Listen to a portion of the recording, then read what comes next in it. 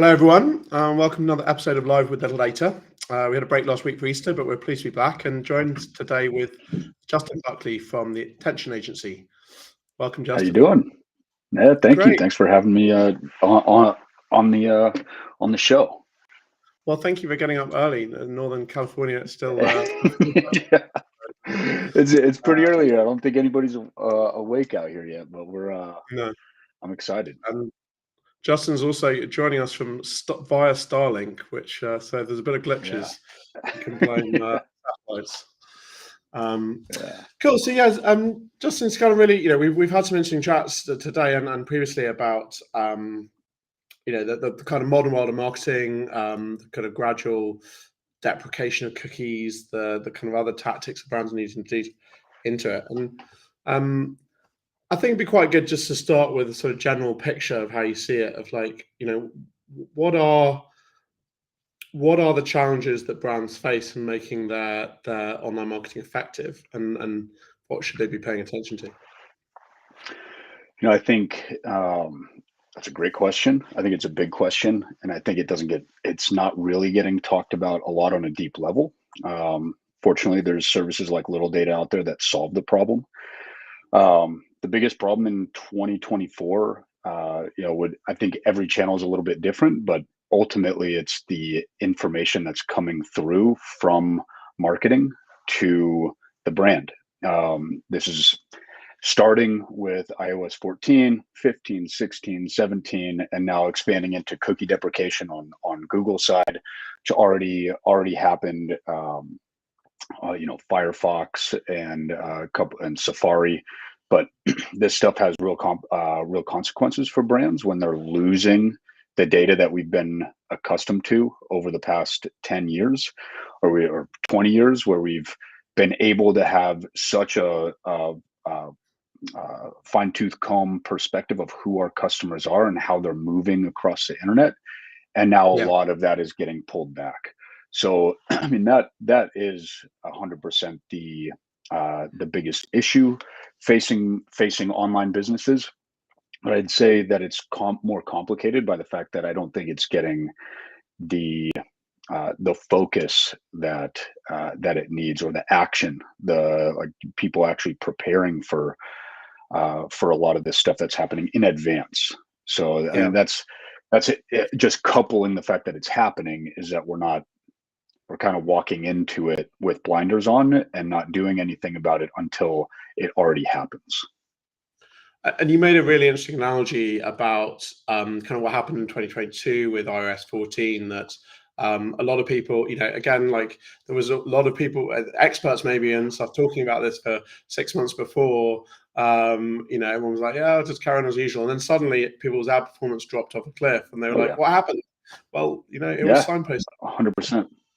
Yeah, that was, we saw that left and right, audits that we were doing, with new brands, clients that we had, even though we had spent months preparing them for it and explaining to it. We didn't know, nobody knew what the end result was going to be, how much information was actually going to get lost. But yeah, it was like one of those, a moment where everybody started panicking, trying to figure out, is my business over? Is my brand done? Is the online marketing world completely changed? And the reality is that people in general are very resilient, so we find ways to adapt. It gave the rise to MTAs. It gave the rise to platforms and services like Littledata. It gave the rise to alternate ways of looking at business performance, which aren't really I don't think that they're new, but looking at things like MER, reverting back to MMMs, different ways of analyzing the way that businesses are performing. We're very resilient to these things, and with every change comes new opportunity. But it's just being prepared for it and understanding that it's not optional. We don't get to choose our own adventure on this. All of these changes are being forced on us as business owners or marketers. And we really just have to find the tools that help us advance, move past it. And I think that the first brands that, the brands that take action faster will be the ones that that win the day. Yeah. I mean, I always see the positive side to this because, as you say, that if you do nothing, then your marketing efficiency is probably just going to decline over time. But if you do something, you're actually going to be above average, which means that, Yep. you know, for every dollar you put into advertising, you're going to get a higher return, which means that you should be able to win out. So I kind of think that there's a strategic advantage of being. I'm not saying you have to be like a world leading expert on analytics and marketing tracking, but I think if you, as you say, if you invest the time to understand, you know, what's the next challenge, then you can actually beat the people that don't invest that time. I think that's totally I fair mean, too. Like, you don't have to be the expert, right? That's what people like you no, are for. right, Even as a marketer, there's a lot of unknown unknowns, right? And right, you have people that are tactical in platforms that really all they need is to be sure that the data that's coming in is as clean and as trustworthy as yeah, possible, that they can communicate back to clients or internally, if the team is in-house at a brand, that we can trust our data. We know that it's good, and we're optimizing our channels to send the highest quality signals back to each of these individual channels to make sure that the algorithms know exactly who they should be targeting as the algorithms are hunting the next customer. yeah. So you don't have to be an expert. You just have to be ready, and you have to be willing to adapt. Yeah, and pick the right tools. I think we love working with agencies like Attention that kind of they know what they don't know. You know, you're obviously brilliant at Yeah. something. You can't have, and I think sometimes we really struggle to communicate to our customers that, you know, we have a full-time team of, you know, basically 5 engineers who do nothing but just keep up with all the latest changes Yep. from tracking changes from Google, Shopify, Meta, etc. And I think that it's very hard for any single agency to do that, even at quite large scale. So, as you say, it's sort of, I guess what Littledata is offering is trying to say, look, the world is changing, we know it will continue to change. Actually, we don't see our investment in this sort of technology as a static thing. We have to carry on. Right. Every month there's something new, but effectively you're trusting that we've done the legwork and done the research of what does need to happen. So, you know, for example, one of the new things we've just implemented in February was this basically enhanced conversions for Google Analytics. So those of you who are deep into Google Ads will know that this has been sort of a thing for Google Ads for maybe 18 months. You can effectively share the first party data with Google, Yep. and they can then, if they can match it back to a Google account, and by that I mean a kind of a custom profile that Google has on YouTube, Gmail, Android, they can attribute the purchased, you know, based off that first party profile rather than a cookie based audience, which is fundamentally less reliable. Yep. So it's only just started. It's an open beta now. We've yet to sort of measure the results, but in theory, it should boost the kind of attribution you can see in GA4. It's so powerful, and I know that this is Facebook's CAPI. This is Google's the enhanced conversions. This is Klaviyo's deterministic profile merging, like basically grabbing all that information to Yeah, map users across all these different platforms. It's such an amazing tool. yeah, And I think, we're used to cookies. I think obviously the biggest loser in this equation is going to be the data aggregators, the DSPs, the SSPs that are they're buying open information, yeah, and then they're, Oracle clouds all the way down to Adobe. Like the data is gonna get hit, but the yeah, first party data that brands have is going to turn into gold. Um, yeah, you know, that, and maybe it's pushing brands to make sure that they own the information. Maybe they pay more attention to the issues around walled gardens, gated gardens, where the information isn't getting passed through from Facebook shops, TikTok shops, Amazon, and realizing that, oh wow, I don't have a very clear picture of my customer journey. It's where this stuff yeah. is going to matter so much more. Yeah, I mean, I think interestingly, the conclusion some brands came to after the whole sort of iOS 14 Meta sort of disruption was that they just shouldn't be relying, as you say, on so much, and they needed to pile more into own channels like email that were under their control. I mean, I buy that to an extent. I had quite an interesting debate with a agency founder a few weeks ago. The fact that you can't just do retention marketing, because otherwise, how would you get more customers to retain? Where do you get Like the acquisition? Yeah. At some point, you do actually need to go out and acquire, people who don't know about your brand and a good fit for it. So yeah, you can't turn your back completely on ad platforms. But yeah, I hear you that what you can't do with the deprecation of third-party cookies, the kind that Google is sort of sunsetting this year. As you say, they sort of, you can't buy an audience from some big ad network anymore. You can use Google, Facebook, and Google and Meta in the same way, but you are more limited. That's just the world we live in.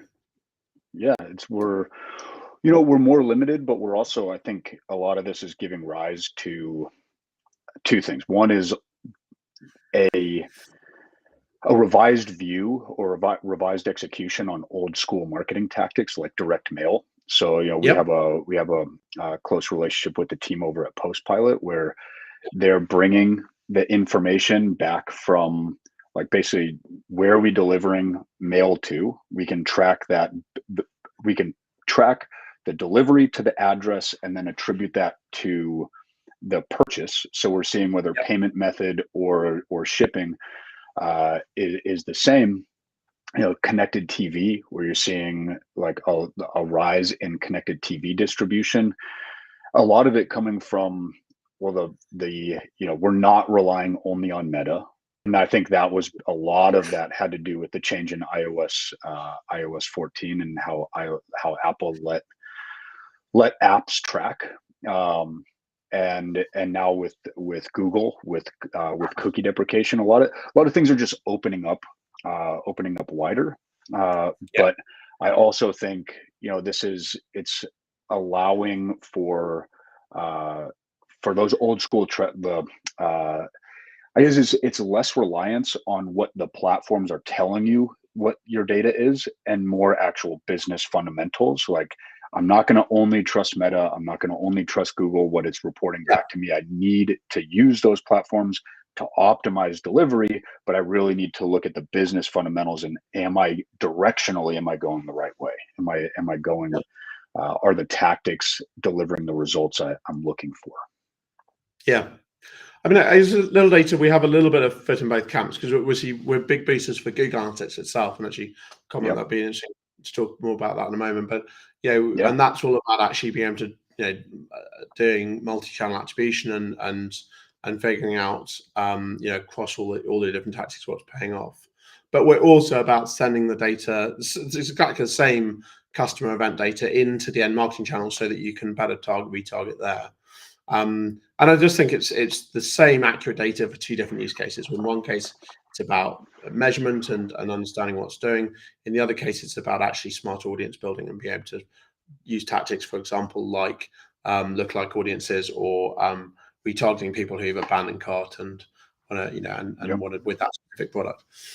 But yeah, so let's come on to Google Analytics, because you had a really fascinating stat you were telling me earlier about how few businesses have actually adopted Google Analytics 4, even 9 months after UA sunsetted. Yeah. So I was on a panel recently, and one of the other hosts was saying 30% of online businesses have actually adopted GA4, which is pretty shocking, given that Universal Analytics was deprecated in July of 2023. That was and that was a year of Google emailing brands and advertisers and marketers and the Google reps telling on every single call, hey, you have to make this change. You have to make this change. We are changing the platform. 30% of online businesses have made that change. On one side, it just shows how resistant people are to change, and just kind of like, from a high level, from a marketing perspective, it does make it I think the alarm bells should be going off, just kind of like knowing what happened with iOS 14 and the reactions that brands had when Apple did push the change, and then they were like, "Well, where'd all my data go in Meta, specifically in Meta, but partially in YouTube?" But like just thinking, Meta just lost so much data, and you saw brands seeing that their returns were going from a 3 or a 5 to a 1 or a 2, and they're just thinking, what just happened? But 30% of brands adopting GA4, it's not optional, right? And No. it is more complicated. There are things that have changed just with kind of the rolling tide. We have different ways of attributing users and the customer journey, but yeah, it is shocking. 30%. I got an email, I think 3 days ago, that was saying that it's really going to start breaking down by July 4th or July 3rd, Yeah. which is You won't be able to that's even access more literally. serious. You won't even really log Yeah, in, I think, if I understand it. Yeah. it's just gone. No, Yeah. gone. And it's so funny, like looking back on last summer when we were pushing this message a long time, and lots of brands were like, yeah, but they're not really going to. They're really just going to extend it, aren't they? And like, no, I don't think they are. And then we got a I bit of don't egg on think our so. face. We did actually extend it by a few weeks, but even then, like by mid-July, it was time. People were like, oh wow, it really stopped.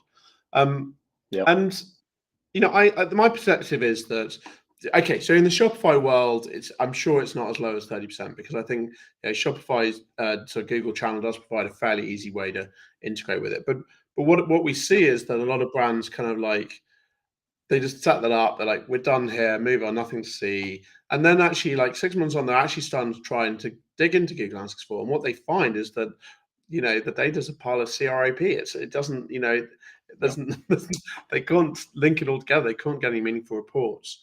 And so that's why, we find brands are coming back to us, because it's not so much just about, are you tracking it? It's actually, are you using Google Analytics to make decisions? And if you're using Google Analytics to make decisions, then you need to be basing those decisions off facts, off real, accurate 100%.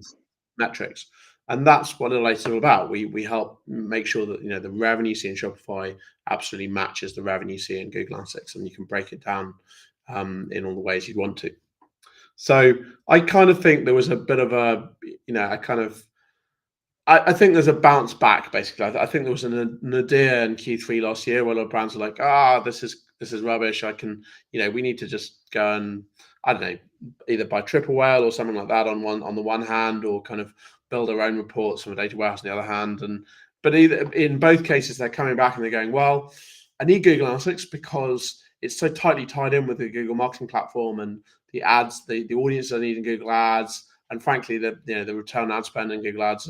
And so if I bother to implement it well and use it well, then why do I need something else as well? So I think we'll see brands over time just go, do you know what? I mean, this is why Google Analytics had so much popularity in the first version, because if you're using Google Ads, which obviously almost every brand is in some respect, it kind of makes sense to use Google Analytics with it. 100%. I think back to, I started in marketing on the affiliate side in 2011, and I remember we started it in Meta, and I explicitly remember the moment in time when Google Analytics stopped playing nicely with paid social, and that was it was like all of a sudden it was like nothing really tracked right. All these clicks were going to direct, nothing was being attributed to paid social. And I think it was coming from like a conflict that they had. I don't remember exactly what triggered it, but I do remember the moment. And ever since then, it's been very hard. Well, at that point, it became very hard to trust Google Analytics on where the customers were coming from. I do think that that's bouncing back. I do think that that you're seeing more transparency, and I think part of that has come from the rise of these MTAs like Triple Whale, Rockerbox, Northbeam, Segment, where there's on one side you can look at those platforms, and we partner with them with different clients. You can look at them as kind of like an impartial arbiter, but the reality is when you look at the data, it's still not fully transparent, right? So a lot of brands are still struggling with what is the source of truth that I should trust. And that's Yeah. always is going to go back to the integrity of the data that you're getting from the Yeah. point of purchase, right? And that's, again, that's like what I see at the at the at the first touch point that Littledata can help solve, is that the Yeah. integrity of the data that's getting sent over to Google Analytics can be trusted, and then it's being segmented the right way. So it's, if there is any favoritism, I think it's fair to be skeptical of platforms that Google will favor Google Of course. properties. But if the data is getting sent over the right way through a tool like Littledata, then as a brand you can also trust that data. Then Yeah. after that, it just becomes a learning exercise of, how do I need to relearn this platform? Yes, it's annoying. Yes, it's frustrating. Yes, terminology has changed, but that doesn't necessarily mean it's for the worse, right? It might, Yeah. like, I think if the more that people adopt GA4, the more they realize the complex reporting that they can actually build out in GA4, it'll Yeah. get adopted really quickly, and people will see like just how good it actually is. And I think on the point of accuracy, I mean, I guess what we try and explain is that, the kind of the amount of the total revenue and orders you made, those are facts that we Yep. can guarantee 100% accurate about. The way you attribute to the different marketing channels is always subjective. So all of those tools will have their own different attribution models. You can tweak those a bit. There's no right answer there. Yeah, it should be directionally correct. I mean, if you stick with an attribution model and told you one thing yesterday and it told you something else today, fine. But I think, one of the challenges we had with the migration to GA4 is people were like, well, hang on, where did all my email marketing go? It's like, well, it's still there. It's just GA4 was, attributing it differently. Maybe Yeah. obviously, like with email, tends not to be, a lot of it tends to be last click. So, if you have a last click attribution model, email looks pretty good because clearly emails, as we talked about before, it's not an acquisition channel. Funnel. Yep. But it does pretty well to converting people at the bottom of the funnel. So yeah, you have to sort of be realistic about these things. Like, you can't just be, it's not gospel truth that email brought you 20% of your revenue. It's just a way of looking at it. Yeah. And that's where it goes back to, like, sending the right signals back to the platform, so that so at Attention Agency, all of our teams they're experts and they're siloed, right? So our search team, our YouTube team, that's one. Our Google team is one team. Our paid social team is another team. Our message marketing team is another team, and they're experts in what they do, but they're not necessarily looking across they're not knocking on the doors of the other team saying, hey, like, do you think that that this customer came from you first, or paid social first, or Yeah. what happened? That's happening in global conversations, right, where we're talking about holistic strategy. But ultimately, marketers are focused on making their channel work as efficiently as possible, and the channels are incentivized to send the best data back to their users, so that the users spend more in those platforms, right? So ground level, we have to make sure that we're sending the right information back to those channels, so that we are as efficient as possible, not in turning out ROAS, right? It's not like we want to see an 8x ROAS, because that might not actually be the right metric. That might not be the right KPI. We are tailoring our marketing strategies based off goals, and then we're trying to manipulate our campaign strategies to hit those goals, right? So I think the big picture for us is make sure that we're getting the right information to the channels, so that the algorithms can, again, hunt the right people, but then look at a global level. How are all these channels working together to hit the business objectives, right? Whether that's a new customer acquisition, if it's total revenue, whatever the primary goal is, we're building strategies around that, and we're using, whether it's GA4 or any of the other MTAs, as a source of truth to understand what the customer journey looks like, then making assumptions off of, well, we assume that customers are finding us in this channel, and then they're converting here. So where is demand generation and where is demand capture? How do we need to adjust our strategy to make sure that we're pushing people in the right way? And then you're building a strategy off that assumption, and then after execution, 30-day post-mortem, did our strategy result in what we expected? If not, back to the drawing board. What do we need to tweak to make sure that that we are hitting those goals. Because like you said, nothing is perfect. None of these channels are going to nail it, right? Even the Meta ads, Google ads, it's all conversion modeling based off of like a set of data. The platforms are predicting what it would look like, what 1,000 clicks looks like at 1,000,000 clicks, right? So knowing that, we just have to build our assumptions and strategies and then test them. And then if we hit it, then scale. If we miss it a little bit, what do we need to tweak? If we miss it by a mile, then maybe there's a problem with the data, right? There's a problem with the information that's coming in. So now we've been remiss before we finish to not talk about Klaviyo, given our new Klaviyo integration. I think the interesting thing with Klaviyo and data is that because it's frankly a simpler product to use than, let's say, Facebook ads. I think that there's a lot of assumption that there isn't a data problem there, that Klaviyo already has like a good tight integration with Shopify, and there's not much you can do. But I think what we've proved in testing over the last few months, and we've been looking at this for a few months now, and just rolled it out into public beta in March. Actually, a lot of brands are also missing the signals they need for their Klaviyo marketing to work. And when I say Klaviyo marketing, I specifically mean the kind of abandoned browse and abandoned cart campaigns, where you're retargeting based on an action someone's done on the storefront. In those cases, in a lot of cases, Klaviyo can't retarget these people because it doesn't know who they are. It can't identify the action they take on the website back to the profile they have in Klaviyo.